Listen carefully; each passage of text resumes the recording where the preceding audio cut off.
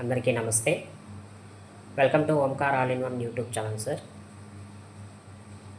Sir ఇవాళ మనం మాట్లాడుకోబోతున్నటువంటి అంశం ఏంటంటే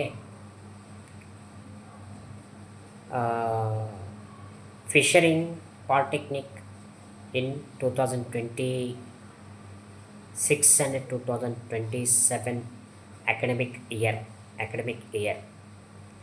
ఇది 2 years కోర్స్ అండి.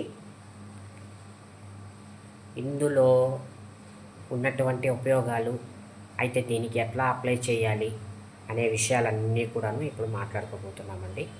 ఇదే వీడియో షార్ట్ వీడియోగా కూడా రాబోతుంది.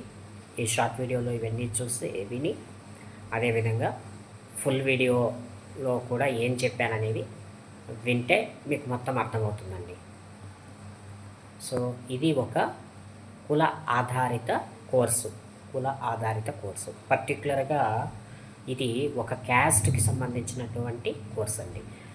ఈ చేపలు పట్టేటువంటి వాళ్ళు ఉంటారు కదండి, వాళ్ళు ఈ కోర్స్ చేయడం వల్ల వాళ్ళకి ఖచ్చితమైనటువంటి సర్కార్ నౌకరీ దొరుకుతుంది. అంటే గవర్నమెంట్ జాబ్ ఆపర్చునిటీ అనేది ఖచ్చితంగా దొరుకుతుందన్నమాట. ఇది చేసి ఏం కోర్స్ చేస్తే వీళ్ళకి ఖచ్చితమైన జాబ్ దొరుకుతుందో నేను చెప్తాను మీకు. ఇందులో అగ్నికుల క్షత్రియులకు సంబంధించినటువంటి కోర్స్ ఇది. కొన్ని ఉంటాయండి ఆ కులాధారిత పని వృత్తులు అని ఉంటాయన్నమాట. ఆ పని వృత్తులకు శిక్షణనిప్పించేటువంటి కోర్సే ఈ పాలిటెక్నిక్ ఫిషరింగ్ 2026 అండ్ 27. అయితే ఇందులో ఏ విధమైనటువంటి శిక్షణ ఇస్తారు అనే వివరాలన్నీ ఇప్పుడు మీకు నేను చెప్తాను. ఇది బెస్తవారికి సంబంధించినటువంటి కుల ఆధారిత వృత్తి శిక్షణ కోర్సు. అయితే ఈ ఫిషరింగ్ పాలిటెక్నిక్లో ఏమేమి నేర్పిస్తారు అని అంటే, కొత్త రకమైనటువంటి బోట్లకు మరమ్మతులు ఎలా చేయాలో నేర్పిస్తారు, వలలు ఎలా తయారు చేయాలో నేర్పిస్తారు, అదేవిధంగా వాటి యొక్క మరమ్మతులు అంటే వలల యొక్క మరమ్మతులు ఎలా బాగు చేయాలో నేర్పిస్తారు. అదేవిధంగా పాత పద్ధతులలో ఉన్నటువంటి బోట్లకు మరమ్మతులు ఎలా చేయాలో నేర్పిస్తారు. సో ఇంతే కాకుండా వీటి యొక్క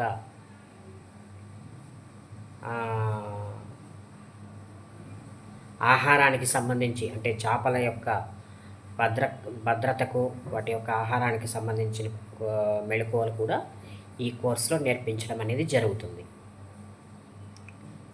అయితే ఇది 2 సంవత్సరాల కోర్స్ అన్నమాట. ఇందులో ఈ కోర్స్ అనేది చేసిన తర్వాత అగ్రికల్చరల్ బిఎస్సిలో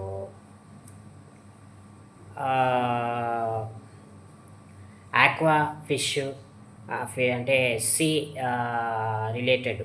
ఆక్వా రిలేటెడ్ కోర్సెస్ ఏదన్నా చేయగలిగితే వీళ్ళకి ఖచ్చితమైనటువంటి గవర్నమెంట్ ఉద్యోగ అవకాశాలు అనేవి లభిస్తాయి. ఇప్పుడు ఈ మధ్యకాలంలో మనం చూసుకున్నట్లయితే వీళ్ళకి ఎలాంటి ఉద్యోగాలు, అంటే ఎవరు వీళ్ళని తీసుకుంటారు అంటే, ఈ ఆక్వా పరిశ్రమలు ఉంటాయండి. గవర్నమెంట్ డిపార్ట్మెంట్లో ఆక్వా డిపార్ట్మెంట్ ఉంటుంది. ఆక్వా డిపార్ట్మెంట్లో వీళ్ళకి ఫస్ట్ ప్రిఫరెన్స్ అనేది ఉంటుంది. వీళ్ళకి ఏం అడుగుతారంటే, ఒక్కొక్కసారి బెస్తవారు అయి ఉండి వీళ్ళ కులానికి సంబంధించినటువంటి వృత్తి శిక్షణలో నిష్ణాతులై ఉండాలి. సర్టిఫికేషన్ ఉండాలన్నమాట. సర్టిఫైడ్ పీపుల్స్ ఎవరైనా ఉంటే వాళ్ళకి ఫస్ట్ ప్రిఫరెన్స్ అనేది ఇందులో ఉంటుంది. సో ఇది మన స్థానికంగా చూసుకున్నట్లయితే తిరుపతిలోని శ్రీ వెంకటేశ్వర విశ్వవిద్యాలయంలోను, అదేవిధంగా దానికి అనుబంధంగా పనిచేస్తున్నటువంటి శ్రీ వెంకటేశ్వర పాలిటెక్నిక్ కళాశాలలో అందుబాటులో ఈ కోర్సు ఉంది. ఇంతేకాకుండా నెల్లూరులో గల సింహపురి విశ్వవిద్యాలయంలో కూడా ఈ కోర్స్ అనేది అందుబాటులో ఉంది. తర్వాత విశాఖపట్నంలో గల ఆంధ్ర యూనివర్సిటీ, గుంటూరులో గల నాగార్జున యూనివర్సిటీ, ఇంకా ఇతరత్ర కోస్టల్ ఏరియాస్లో ఉండే యూనివర్సిటీస్లో ఈ కోర్స్ అనేది అందుబాటులో ఉంది మన రాష్ట్రానికి సంబంధించి. అదేవిధంగా పాండిచ్చేరి సెంట్రల్ యూనివర్సిటీలో, అంటే మన సెంట్రల్ యూనివర్సిటీస్ కొన్ని ఉంటాయండి, పాండిచ్చేరి కావచ్చు, లేకపోతే ఇటు చెన్నై సెంట్రల్ యూనివర్సిటీ కావచ్చు, అట్లాంటి వాటిల్లో కూడా ఈ కోర్స్ అనేది అందుబాటులో ఉంది. సో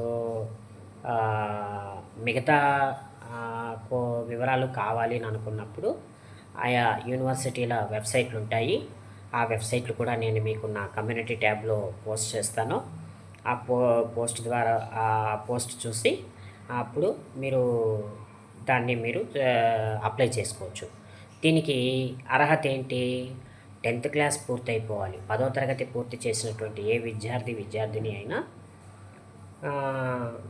దీనికి అర్హులన్నమాట.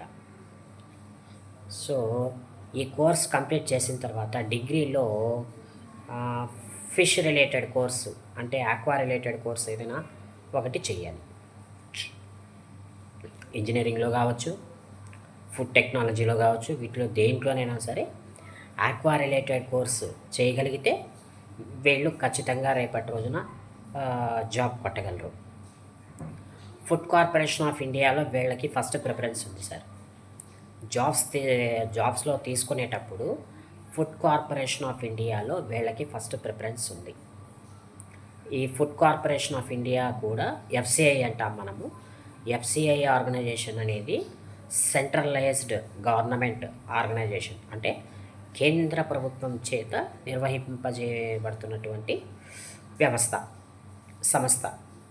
సో ఇందులో ఏంటి, బియ్యం కానివ్వండి, పప్పులు, ఉప్పు, ఇలాంటివి కొన్ని ఎలా భద్రపరచాలి, ఎలా రవాణా చేయాలి, సో వీటి యొక్క గోడౌన్లు ఎక్కడున్నాయి ఏంటి అనే వివరాలన్నీ ఫుడ్ కార్పొరేషన్ వారికి తెలిసి ఉంటాయి. అదేవిధంగా ఇందులో ఈ ఫిషరింగ్ కోర్సు చేసిన వాళ్ళకి కూడా ఒక ప్రాధాన్యత అనేది ప్రాముఖ్యత అనేది ఉంటుంది. ఎలాగా అంటే వీళ్ళ పరిధిలో ఒక చోట నుంచి ఇంకొక చోటికి వీళ్ళు ట్రాన్స్పోర్టేషన్ చేస్తుంటారు. అంటే సీ ఫుడ్, అంటే చేపలు కావచ్చు, రొయ్యలు కావచ్చు, సముద్రంలో దొరికే ఇంకా కొన్ని పక్షులు, అంటే సమ్ ఐటమ్స్ వీళ్ళు ట్రాన్స్పోర్ట్ చేస్తుంటారు, అంటే రవాణా చేస్తుంటారు.